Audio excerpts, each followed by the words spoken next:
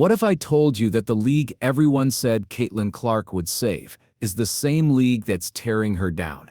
Just moments ago, Caitlin finally broke her silence, and what she revealed could flip the WNBA upside down. Now picture this, a rookie who knows the spotlight didn't land on her by accident. She understands the privilege, she owns the talent, and she refuses to apologize for being the best player women's basketball has seen in decades. That's Caitlin Clark, and right now, she's standing dead center in the middle of a storm that threatens to rip the league apart.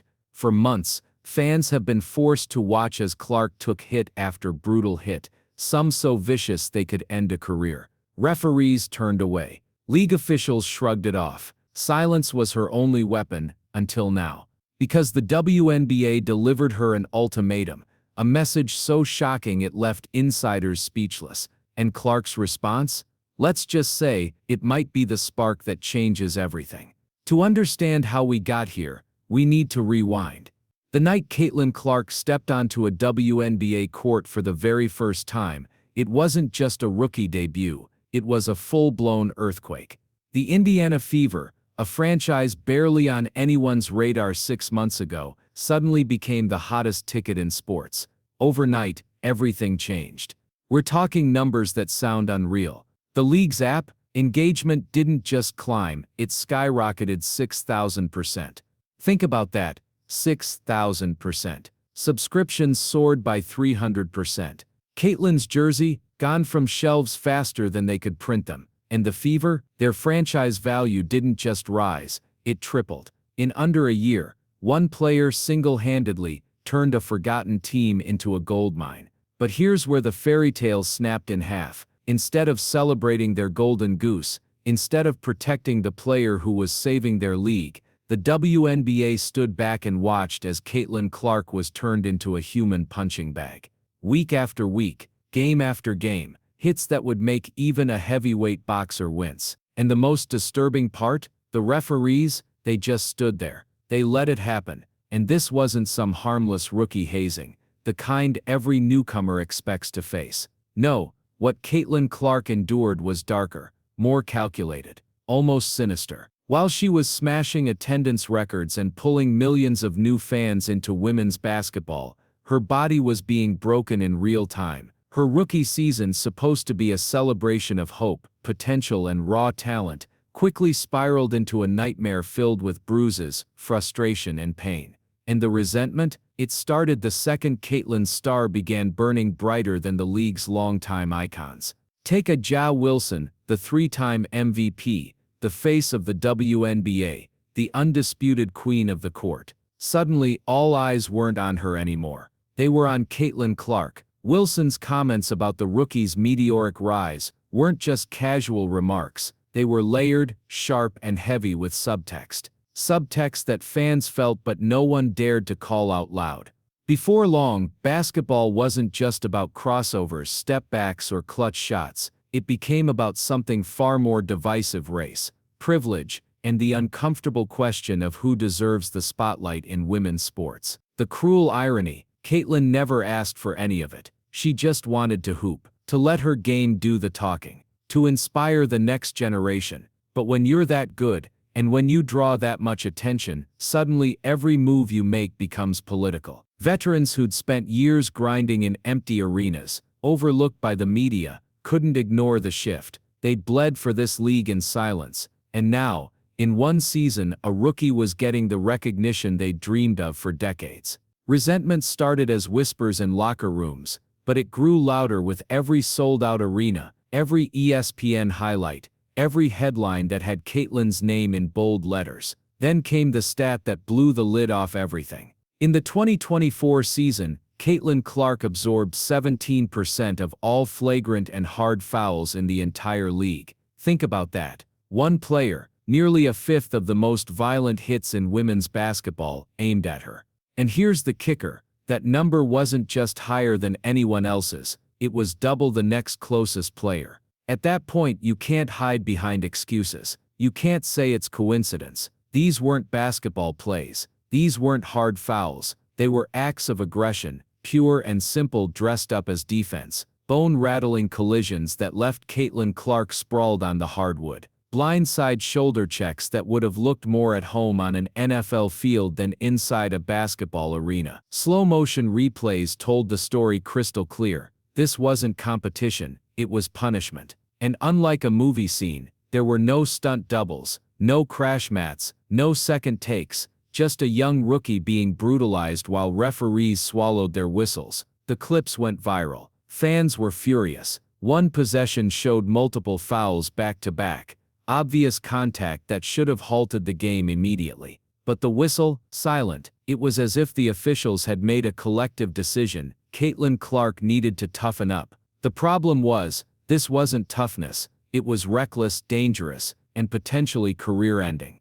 And here's the kicker. Through months of this treatment, not a single opposing player faced suspension. A warning here, maybe a slap on the wrist fine there, but most of the culprits walked away untouched. That's when the conversation turned in a direction the league could no longer ignore, the racial dimension. And it hit the spotlight when jaWilson, the three-time MVP, spoke her truth live on national television. She didn't sugarcoat it. She didn't dance around the edges. She said it plain: race is a factor. Denying it, she added, was infuriating. Her words ripped the lid off a conversation that had been bubbling beneath the surface for months. For veteran black players who'd spent years perfecting their craft, grinding in empty arenas, overlooked by media and sponsors, Caitlin Clark's instant stardom felt like a slap in the face. Here was a white rookie stepping into their world, and overnight she had endorsement deals, national headlines, and the kind of recognition they'd been chasing their entire careers. This wasn't just basketball anymore. It was about recognition, respect, and representation in a league where those things had always been scarce.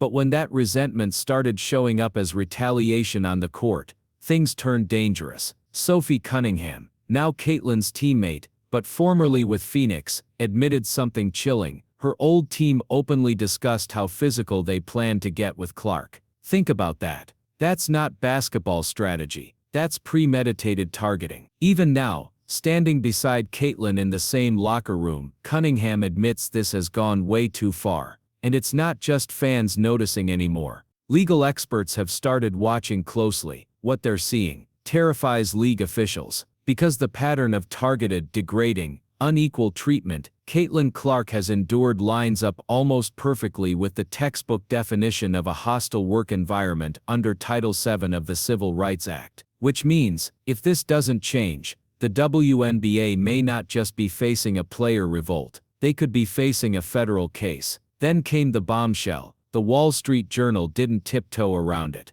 They flat out warned that a civil rights lawsuit could be on the horizon. They even pointed back to a landmark case, Harris versus Forklift Systems, 1993, which set the precedent that a hostile environment doesn't require slurs or physical violence. Repeated, degrading behavior, that alone is enough. And suddenly, this wasn't just a sports controversy anymore. Reports surfaced that the Department of Justice had begun asking questions. What started as a story about missed fouls and hard hits was morphing into the kind of federal probe that could expose failures inside the WNBA from top to bottom. The media couldn't stay quiet either. ESPN analyst Rebecca Lobo, one of the most respected voices in women's basketball, said out loud what millions of fans had been screaming at their TVs: nearly every heavy hit against Caitlin Clark should have been called a foul. Yet time after time, the whistle stayed silent. And then came the legend himself, Dick Vitale, who blasted the league, saying the All-Star voting results were pure jealousy. Fans gave Caitlin 1.29 million votes, more than anyone else, yet among her peers she ranked 9th at her position. When your own colleagues refuse to acknowledge your impact, despite overwhelming public support, the message is impossible to ignore. But perhaps the most damning silence came from the very top. Commissioner Kathy Engelbert, the head of the league. The person whose job it is to protect players, especially the one athlete single-handedly driving record-breaking growth. Yet game after game, while Caitlin Clark absorbed punishment, Engelbert said nothing, did nothing, and the numbers told their own story. The All-Star game, played without Clark, saw ratings collapse by 55%. That's not just bad publicity. That's a direct hit to the league's bottom line. Still, the silence continued. Then came the Olympic snub. Team USA announced its roster, and Caitlin Clark, the rookie fueling the WNBA's biggest surge in history, was left off. For fans, it was the ultimate insult. How could the league's brightest star, the one player putting women's basketball on the map, be excluded from the sport's premier international stage? To many, it wasn't about basketball anymore. It was about sending a chilling message that talent and popularity couldn't shield you from institutional bias. And now, federal authorities aren't the only ones circling. Members of Congress are paying attention too. Senator Jim Banks even fired off a formal letter to Commissioner Engelbert herself, demanding answers about player safety and league policies. The league isn't just facing a PR crisis, they're facing scrutiny from the highest levels of government. And the question is, when the storm finally breaks, will the WNBA survive it? When your sport becomes the subject of congressional inquiries, you've crossed a line few leagues ever dare to approach. This wasn't just about basketball anymore, it was about survival. And finally, Caitlin Clark herself broke the silence. Her voice, steady but heavy, with months of frustration, called out the double standards that had been hiding in plain sight. She spoke of the punishment her opponents unleashed, the kind of treatment they'd never dare inflict on anyone else. Her words weren't just a statement, they were an eruption, raw, emotional, and long overdue. For the first time, fans could feel the weight she'd been carrying, the pain, the disbelief, and the heartbreak of realizing that the very league she was elevating was systematically failing to protect her. Every cheap shot, every elbow, every whistle that never came, each slight stacked higher and heavier, until it became a crushing burden no rookie should be forced to bear. This wasn't just bad refereeing, this wasn't just a string of missed calls, this was a system designed to break her spirit.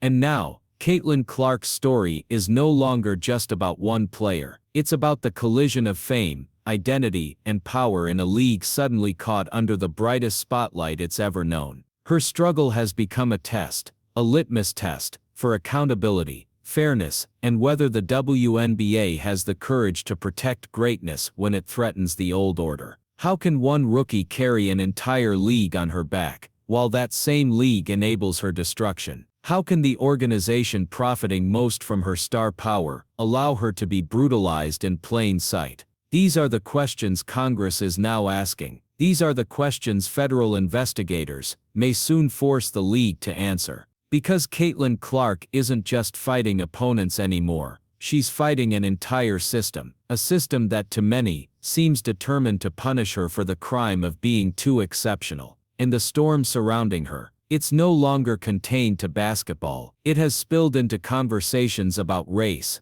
privilege, bias, and the very price of greatness in professional sports. Her silence is broken, her story is being told, and now, the WNBA will never be the same. The only question left is this: will the league survive the reckoning that's about to come?